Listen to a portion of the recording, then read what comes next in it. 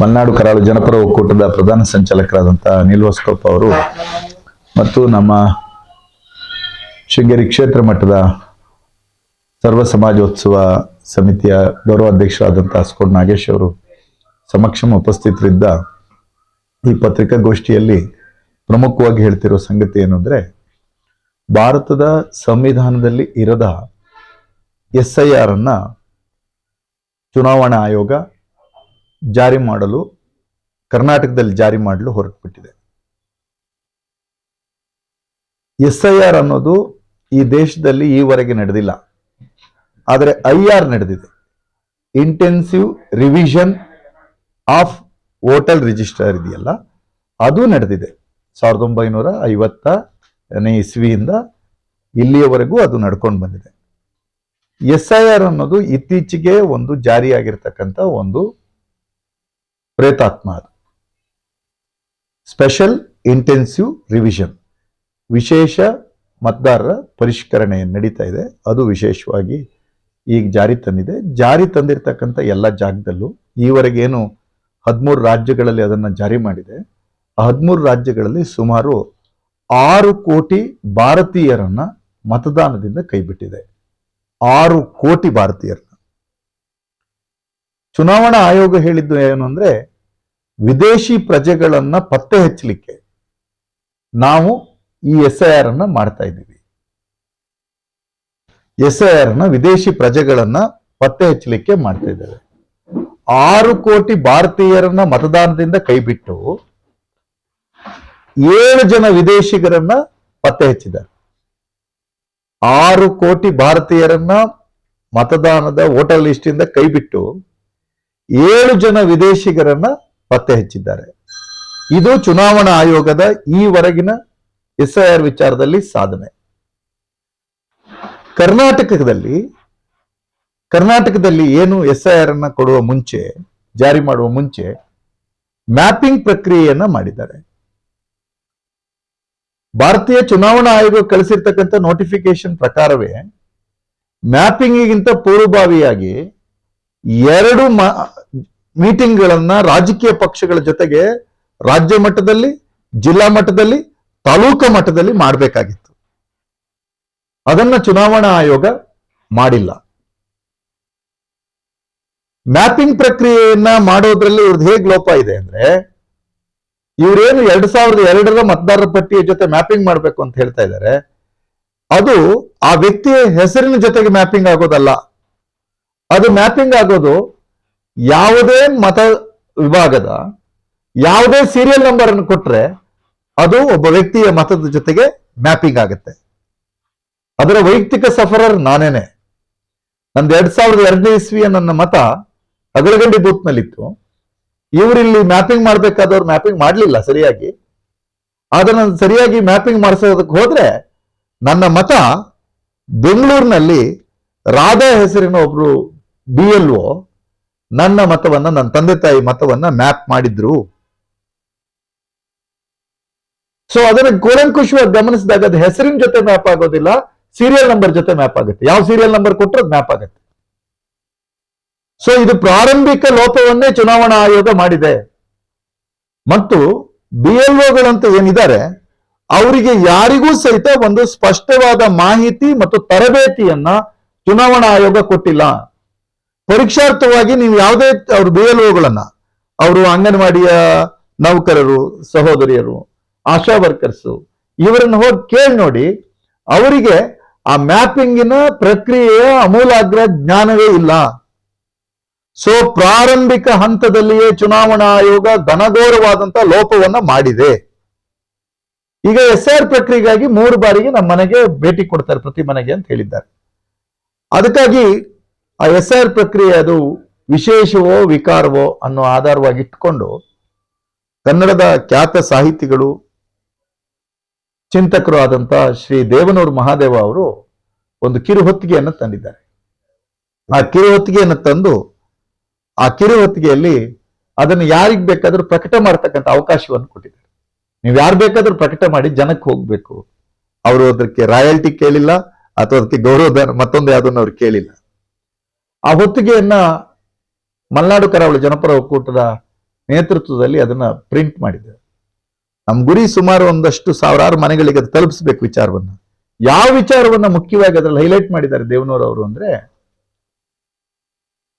ನಮ್ಮ ಊರಿನ ಸೊಸೆಯಂದಿರ ಗೌರವವನ್ನ ಅರ್ಥಾತ್ ಅವರ ಮತವನ್ನ ನಾವು ಉಳಿಸ್ಕೊಳ್ತೇವೆ ಅಂತ.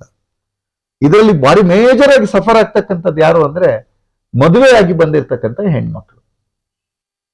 2002ರಲ್ಲಿ ಅವ್ರ ಓಟ್ ಬೇರೆ ಕಡೆ ಇದೆ.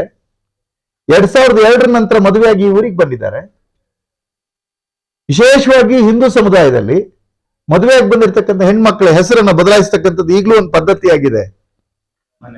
ಅಲ್ಲಿ ಲಕ್ಷ್ಮಿ ಅಂತಿದ್ರೆ ಮನೆಗೆ ಬಂದ ಗಂಡನ ಮನೆಗೆ ಬಂದಲ್ಲಿ ಸರಸ್ವತಿ ಆಗ್ಬಿಡ್ತಾಳೆ. ಅಲ್ಲಿ ಸೌಮ್ಯ ಅಂತಿದ್ರೆ ಇಲ್ಲಿ ರಮ್ಯಾ ಅಂತ ಆಗ್ತಾಳೆ. ಅಲ್ಲಿ ರೇಷ್ಮಾ ಅಂತಿದ್ರೆ ಇಲ್ಲಿ ರಶ್ಮಿ ಅಂತ ಆಗ್ತಾಳೆ. ಈ ಬದಲಾವಣೆ ಮಾಡ್ತಕ್ಕಂಥ ಪದ್ಧತಿ ಇದೆ. ಸೊ ಇದು ಈ ಬದಲಾವಣೆಗಳನ್ನ ಗಮನಿಸುವ ವಿವೇಕ ಚುನಾವಣಾ ಆಯೋಗಕ್ಕೆ ಇಲ್ಲದೆ ಇರೋದ್ರಿಂದ, ಭಾರತೀಯ ಸಮಾಜವನ್ನ ಅರ್ಥ ಮಾಡ್ಕೊಳ್ತಕ್ಕಂಥ ಪರಿಸ್ಥಿತಿ ಇಲ್ಲದೆ ಇರೋದ್ರಿಂದ ಈ ಎಡವಟ್ಟುಗಳಾಗ್ತಾ ಇದೆ. ಹಾಗಾಗಿ ಈಗ ನಾವು ಚುನಾವಣಾ ಆಯೋಗ ಕೈಗೊಂಡಿರ್ತಕ್ಕಂಥ SIR ನ ವಿರುದ್ಧ ಜನಜಾಗೃತಿಯನ್ನು ಮಾಡ್ತಾ ಇದ್ದೀವಿ. ಅಟ್ ದ ಸೇಮ್ ಟೈಮ್ ಆ SIR ಒಳಗೆ ನಮ್ಗೆ BLAಗಳ ಮೂಲಕ, ರಾಜಕೀಯ ಪಕ್ಷಗಳ ಮೂಲಕ, ಇದು ಯಾವುದೋ ಒಂದು ರಾಜಕೀಯ ಪಕ್ಷವನ್ನ ಟಾರ್ಗೆಟ್ ಮಾಡ್ತಕ್ಕಂಥ ಸಬ್ಜೆಕ್ಟ್ ಈಗಲ್ಲ. ನೆನ್ಪಿಡ್ಲಿ, ಇದರಲ್ಲಿ SIR ನ ಜಾರಿ ಕೊಟ್ರೆ ನಮ್ಗೆ ಚುನಾವಣೆ ಗೆಲುವು ಸುಲಭ ಆಗ್ತದೆ ಅಂತ ಹೇಳ್ತಕ್ಕಂಥ ಪ್ರಹ್ಲಾದ್ ಜೋಶಿ ಇದಾರಲ್ಲ, ಅವರ ಪಕ್ಷದ ಮತದಾರರುಗಳು ಕೈ ಬಿಟ್ಟು ಹೋಗ್ತಾರೆ. ಲಾಜಿಕಲ್ ಡಿಸ್ಕ್ರಿಪ್ಷನ್ಸಿ ಅಂತ ಏನನ್ನ ಅವ್ರ ಶಬ್ದವನ್ನು ಇಟ್ಟಿದ್ದಾರೆ, ಆ ಶಬ್ದಗಳಿಗೆ ಯಾರೂ ಹೊರತಲ್ಲ. ಈಗ ಇಲ್ಲಿ ನಾನೊಬ್ರು ಕೂತಿರುವಾಗ ನನ್ನ ಹೆಸರು ನಾನು ಬರ್ಕೊಳ್ಳುವಾಗ ನಾನು SUDHIR ಸುಧೀರ್ ಅಂತ ಬರ್ಕೋತೀನಿ. ಈಗ ಇನ್ನೊಬ್ರಿಗೆ ಯಾರೋ ಬಂದಿದ್ರು, ಅವರು ಅವ್ರ ಹೆಸರನ್ನ ಹೇಳುವಾಗ SUDEER ಅಂದ್ರು. ಅವರು ಸುಧೀರ್, ನಾನು ಸುಧೀರ್. ಹಾಗೇನೆ ಒಂದು ಮೊಹಮ್ಮದ್ ಅನ್ನುವಂತ ಹೆಸರನ್ನು 16 ರೀತಿಯಲ್ಲಿ ಬರೀತಕ್ಕಂಥ ಅವಕಾಶ ಇದೆ. ಕ್ರಿಶ್ಚಿಯನ್ಸ್ ಗಳಲ್ಲಿ ಬರ್ತಕ್ಕಂಥ ಸರ್ನೇಮ್ಗಳು ರೋಡ್ರಿಗಸ್, ಸಿಕ್ವೆರಾ, ಈ ರೀತಿ ಹಲವಾರು ಏನ್ ಸರ್ನೇಮ್ಗಳು ಬರ್ತದೆ, ಆ ಸರ್ನೇಮ್ಗಳನ್ನ ಹಲವಾರು ರೀತಿಯಲ್ಲಿ ಬರೀಲಿಕ್ಕೆ ಅವಕಾಶ ಇದೆ. ಪತ್ರಕರ್ತರಲ್ಲಿ ಫ್ರಾನ್ಸಿಸ್ ಕಾರ್ಡೋಜ ಇದ್ದಾರೆ. ಆ ಫ್ರಾನ್ಸಿಸ್ ಅನ್ನೋದನ್ನ 7 ತರದಲ್ಲಿ ಬರ್ದು ತೋರಿಸ್ತೀನಿ. 7 ತರದಲ್ಲಿ ಬರೆದ್ರು ಸಹಿತ ಅದನ್ನ ಫ್ರಾನ್ಸಿಸ್ ಅಂತಾನೆ ಓದ್ತಾರೆ. ಹಮೀದ್ ಇಲ್ಲಿ ಕೂತಿದ್ದಾರೆ. HAMIDH ಅಂತ ಹೇಳಿದ್ರು ಹಮೀದೆ, HIMID ಅಂದ್ರೂ ಹಮೀದೆ, HAMEED ಅಂದ್ರೂ ಹಮೀದೆ, HAMEDH ಅಂತ ಓದಿದ್ರು ಹಮೀದೆ. ಆದ್ರೆ ಅವ್ರು ರೂಪಿಸಿರ್ತಕ್ಕಂಥ ತಂತ್ರಜ್ಞಾನಕ್ಕೆ ಇದು ಅಂದಾಜಾಗ್ತಿಲ್ಲ. ಇದು ಭಿನ್ನತೆ ಅಂತ ಅದು ಪರಿಗಣಿಸ್ತಾ ಇದೆ. ಆದ್ರಿಂದ ಏನು ಎನ್ಯುಮರೇಷನ್ ಫಾರ್ಮ್ಗಳನ್ನು ತಗೊಂಡು 29ರಿಂದ BLOಗಳು ಬರ್ತಾ ಇದ್ದಾರೆ. ನನ್ನ ಹತ್ರ ತುಂಬಾ ಜನ BLOಗಳು ಬರ್ತಾ ಇದ್ದಾರೆ ಈಗ್ಲೂ. ಸರ್ ನಮ್ಗೆ ನಾನು ಒಂದು ಏಕೋಪಾಧ್ಯಾಯ ಶಾಲೆ ಶಿಕ್ಷಕರು, ನಾನು ಹೆಡ್ ಮಾಸ್ಟರ್ ಜವಾಬ್ದಾರಿ ನಂದೆ, 1ರಿಂದ 7ರವರೆಗೆ ಮಕ್ಕಳನ್ನ ಪಾಠ ಮಾಡ್ತಕ್ಕಂಥ ಜವಾಬ್ದಾರಿಯು ನಂದೆ ಅಂತ ಹೇಳಿದ್ರೆ, ಅಂತವ್ರನ್ನ ನೀವು ಚುನಾವಣಾ ಕರ್ತವ್ಯಕ್ಕೆ ನೇಮಿಸಿದ್ದೀರಿ, BLOಗಳನ್ನ ನೇಮಿಸಿದ್ದೀರಿ. ಹೇಗೆ ಕಾರ್ಯ ನಡೀಲಿಕ್ಕೆ ಸಾಧ್ಯ ಇದೆ? ಪ್ರಾಕ್ಟಿಕಲ್ ಇದು ಹೇಗೆ ನಡೆಯುತ್ತೆ? ಅದಕ್ಕೋಸ್ಕರ ದೇವನೂರು ಮಹಾದೇವ್ ಅವರು ಬರೆದಿರ್ತಕ್ಕಂಥ ಪುಸ್ತಕವನ್ನ SIR ನ ಇದ್ರ ಹಿಂದೆ ಉದ್ದೇಶ ಏನಿದೆ ಅನ್ನೋದನ್ನ ಮನೆಗೆ ತಲುಪಿಸ್ಬೇಕು ಅನ್ನೋ ಉದ್ದೇಶದಿಂದ ಮಲೆನಾಡು ಕರಾವಳಿ ಜನಪರ ಒಕ್ಕೂಟದ ಆ ಪುಸ್ತಕವನ್ನ ಬಿಡುಗಡೆ ಮಾಡ್ತಿದ್ದೆ. ಅದು ಆಲ್ರೆಡಿ ನಾವು ವಿತರಣೆಯನ್ನು ಪ್ರಾರಂಭ ಮಾಡಿದ್ದೇವೆ. ಸಾಮಾಜಿಕ ಜಾಲತಾಣದ ಮುಖೇನ ವಿತರಣೆ ನಡೀತಾ ಇದೆ. ಬೇರೆ ಬೇರೆ ಸಂಸ್ಥೆಗಳು ಸಹಿತ ಪ್ರಿಂಟ್ ಮಾಡಿದ್ದಾರೆ. ಅದನ್ನು ಮಲೆನಾಡು ಕರಾವಳಿ ಜನಪರ ಒಕ್ಕೂಟವು ಪ್ರಿಂಟ್ ಮಾಡಿದೆ. ಅದರಲ್ಲಿ ಮೇಜರ್ ಫೋಕಸ್ ಮಾಡಿರೋದು ಏನಂದ್ರೆ, ನಮ್ಮ ಊರಿನ ಮದುವೆಯಾಗಿ ಬಂದ ಸೊಸೆಯಂದಿರ ಗೌರವವನ್ನು ನಾವು ಕಾಪಾಡ್ತೇವೆ. ಗೌರವವನ್ನು ಕಾಪಾಡಬೇಕು ಅಂತಂದ್ರೆ ಏನು? ಅವ್ರ ಮತ ಉಳಿಬೇಕು. ಈ ಕರ್ನಾಟಕ ಸರ್ಕಾರ ಏನು PDOಗಳಿಗೆ ಅಧಿಕಾರ ಕೊಡ್ತು ವಾಸಸ್ಥಳ ದೃಢೀಕರಣವನ್ನ ಕೊಡೋದಕ್ಕೆ. ಚುನಾವಣಾ ಆಯೋಗ ಹೇಳ್ತಾ ಇದೆ ಅವ್ರು ಕೊಟ್ಟು ವಾಸಸ್ಥಳ ದೃಢೀಕರಣವನ್ನು ನಾವು ಒಪ್ಪೋದಿಲ್ಲ, ತಹಶೀಲ್ದಾರ್ ಮೇಲ್ಮಟ್ಟದ ಅಧಿಕಾರಿ ಕೊಡಬೇಕು ಅಂತ ಹೇಳ್ತಾ ಇದೆ. ಸೊ 11 ದಾಖಲೆಗಳನ್ನು ಕೇಳ್ತಾ ಇದೆ. ಇಲ್ಲಿ ನೀವು ಪತ್ರಕರ್ತರು ಕೂತಿದ್ದೀರಿ, ನಿಮ್ಮಲ್ಲಿ ಯಾರ್ಯಾರ ಹತ್ರ ಪಾಸ್ಪೋರ್ಟ್ ಇದೆ ಕೇಳಿದ್ರೆ, ಪಾಸ್ಪೋರ್ಟ್ ಒಂದು ಇಂಪಾರ್ಟೆಂಟ್ ಡಾಕ್ಯುಮೆಂಟ್. ಪಾಸ್ಪೋರ್ಟ್ ಇಲ್ಲ ಅಲ್ವೇ? ಮೆಟ್ರಿಕ್ಯುಲೇಷನ್ ಸರ್ಟಿಫಿಕೇಟ್ ಕೊಟ್ಟಿದ್ದು ಅಂತ ಹೇಳ್ತಿದ್ದಾರೆ. ಪ್ರಧಾನ ಮಂತ್ರಿಗಳ ಮೆಟ್ರಿಕ್ಯುಲೇಷನ್ ಸರ್ಟಿಫಿಕೇಟ್ ಬಗ್ಗೆನೇ ಈ ದೇಶದಲ್ಲಿ ಡೌಟ್ ಉಳಿದಿದೆ. ಡೌಟ್ ಇದೆ. ಸೊ ಈ SIR ಅನ್ನುವಂಥದ್ದು ಹೇಗೆ ಮತದಾರರು ಸರ್ಕಾರವನ್ನ ಆಯ್ಕೆ ಮಾಡ್ತಿದ್ರು ಅನ್ನುವಂಥ ಲಾಜಿಕ್ ಇತ್ತು, ಆ ಲಾಜಿಕ್ ಈಗ ಬದಲಾವಣೆ ಆಗಿದೆ ಭಾರತದಲ್ಲಿ. ಅದೇನು ಅಂದ್ರೆ, ಸರ್ಕಾರವೇ ಅವರಿಗೆ ಯಾರು ಮತ ಕೊಡಬೇಕು ಅನ್ನೋರನ್ನ ಆಯ್ಕೆ ಮಾಡ್ತಾ ಇದೆ. ಅವರಿಗೆ ಯಾರು ಮತ ಕೊಡಬೇಕು ಅನ್ನೋರನ್ನ ಆಯ್ಕೆ ಮಾಡ್ತಕ್ಕಂಥ ಸಂದರ್ಭಕ್ಕೆ ಬಂದ್ ನಿಂತಿದೆ. ಆದ್ರಿಂದ ನಾವು ನಮ್ಮ ಕಾರ್ಯವ್ಯಾಪ್ತಿ ಇರತಕ್ಕಂಥ ಈ ಜಾಗದೊಳಗಡೆ SIR ಬಗ್ಗೆ ವಿಶೇಷವಾದಂಥ ಜನಜಾಗೃತಿಯನ್ನ ಮಾಡಬೇಕು. ಅದಕ್ಕಾಗಿ ಒಟ್ಟು ಜನರಲ್ ಆಗಿ ಅದ್ರ ಬಗ್ಗೆ ಪ್ರಚಾರವನ್ನು ಕೊಡ್ತಾ ಜನ SIR ಬಗ್ಗೆ ತುಂಬಾ ಜಾಗೃತರಾಗಬೇಕು. ಮತ್ತು ಮ್ಯಾಪಿಂಗ್ ಪ್ರಕ್ರಿಯೆ ಏನಿದೆ ಮಾಡಿದ್ದಾರೆ ಅದನ್ನ ಮತ್ತೊಮ್ಮೆ ಸಂಬಂಧಪಟ್ಟ BLOಗಳ ಮೂಲಕ ಅದನ್ನ ಪುನರ್ ಪರಿಶೀಲಿಸಿಕೊಳ್ಬೇಕು ಅನ್ನುವಂಥ ಆಗ್ರಹವನ್ನ ಮಾಡೋದಕ್ಕೋಸ್ಕರ ಈ ಪತ್ರಿಕಾಗೋಷ್ಠಿಯನ್ನು ಮಲೆನಾಡು ಕರಾವಳಿ ಜನಪರ ಒಕ್ಕೂಟದಿಂದ ಆಯೋಜನೆ ಮಾಡಿ ಆ ಬ್ರೋಷರ್ ಅನ್ನ ಒಂದು ಮರು ಬಿಡುಗಡೆ ಮಾಡ್ತಕ್ಕಂಥ ಒಂದು ವಿಚಾರವನ್ನ ಈ ಸಂದರ್ಭದಲ್ಲಿ ಇಟ್ಕೊಂಡಿದ್ದೀವಿ.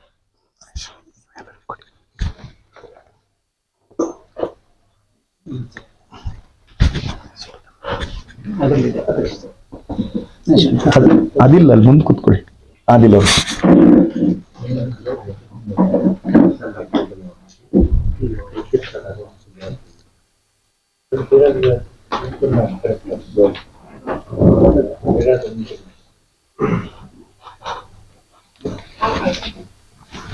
ಎದ್ ನಿಂತ್ಕೋಬೇಕ, ಹೀಗೆ ಇಟ್ಕೊಳ್ಳೋದ? ಎದ್ ನಿಂತ್ಕೊಳ್ಳೋದ? ಅಲ್ಲ, ಸ್ವಲ್ಪ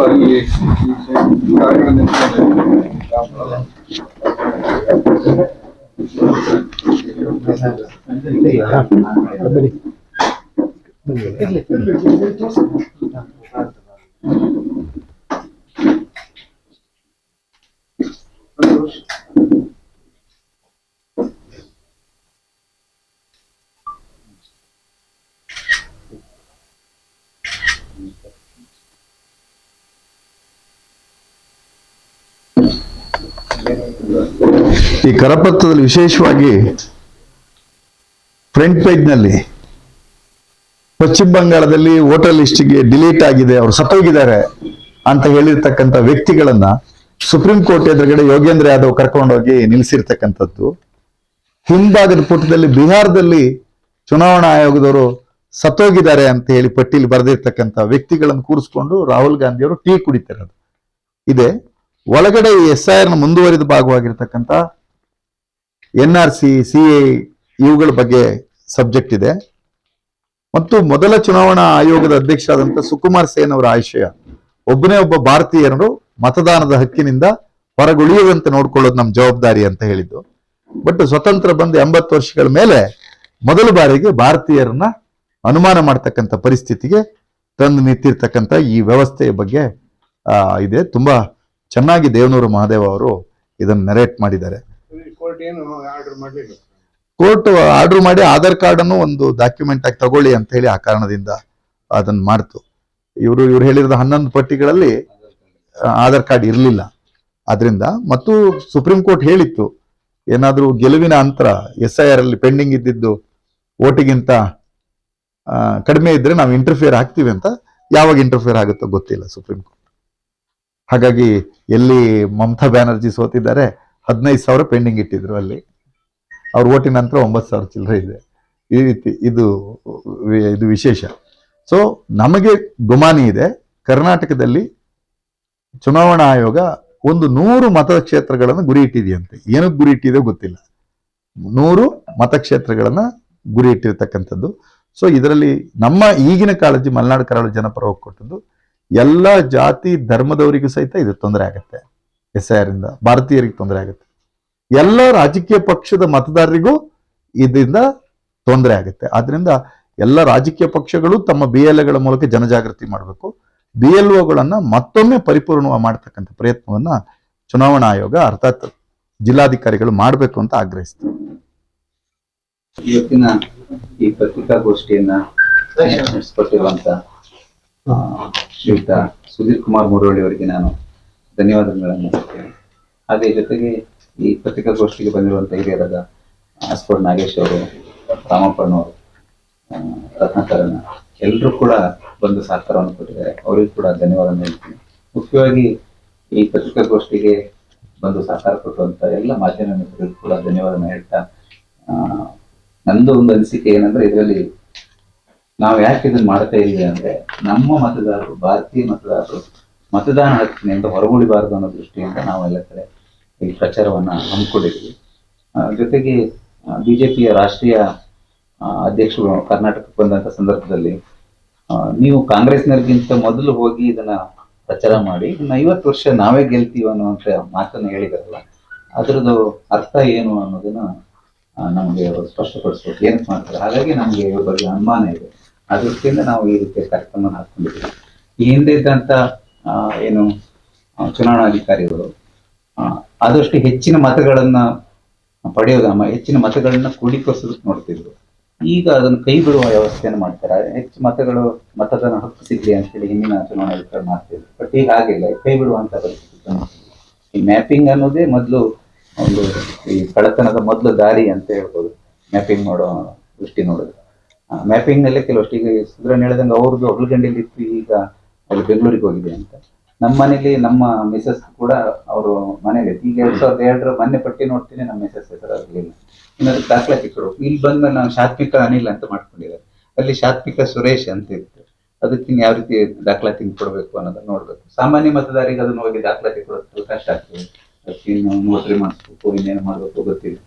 ಹಾಗಾಗಿ ಈ ರೀತಿ ಒಂದು ಪ್ರಕ್ರಿಯೆಯಲ್ಲಿ ನಾವೆಲ್ಲರೂ ಕೂಡ ಜಾಗರೂಕತೆಯಿಂದ ಒಂದು ಅಲ್ಲೆಲ್ಲ ಪ್ರಚಾರ ಮಾಡೋದಲ್ಲ, ಆದಷ್ಟು ನಮ್ಮ ಭಾರತೀಯರ ಮತದಾನ ಹಕ್ಕನ್ನು ಉಳಿಸ್ಕೊಳ್ಳೋದಾಗುತ್ತೆ ಅಂತ ಹೇಳ್ತಾ ಎಲ್ಲರಿಗೂ ಕೂಡ ಇವತ್ತು ಈ ಪತ್ರಿಕಾಗೋಷ್ಠಿಗೆ ಬಂದಂತ ಎಲ್ಲ ಮಾಧ್ಯಮಕ್ಕೆ ಮತ್ತೊಮ್ಮೆ ಧನ್ಯವಾದ ಹೇಳ್ತಾ ನಾನು